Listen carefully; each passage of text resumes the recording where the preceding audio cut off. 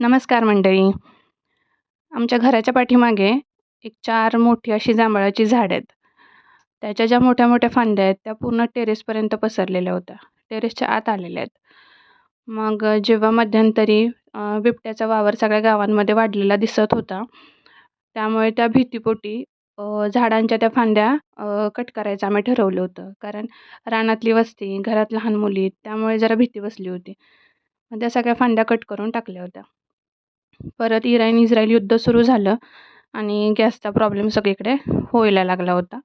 So घरात आणि माणसं जास्त असल्यामुळे आम्हाला काही गॅस महिनाभर जात नव्हता आणि गॅसचं बुकिंग 1 महिना पूर्ण झाल्याशिवाय होत नव्हतं आणि गावात चुली विकायला आल्याच त्यामुळे मग आम्ही चूल घेतली होती आणि थोडं का होईना त्याच्यावरती थोडंसं तरी काय एक टायमिंगचं जेवण बनवायचं आम्ही ठरवलं होतं.